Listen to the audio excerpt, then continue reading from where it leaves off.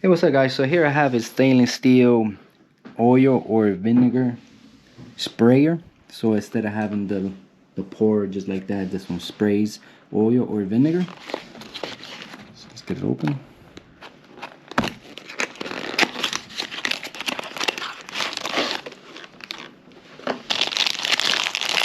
Okay, so that is how it looks. It holds up to 3 ounces, 90 milliliters.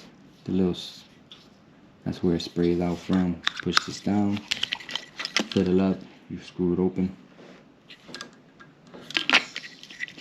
I'm gonna fill it up and try it out and make sure everything works great. But it looks very nice. Love that it's stainless steel. So let's try it out. Okay guys, so this is the bottle right here. Has a little squeeze. Once you squeeze, it starts shooting out. Shoots a lot. Works great. I have oil in here and it works amazing.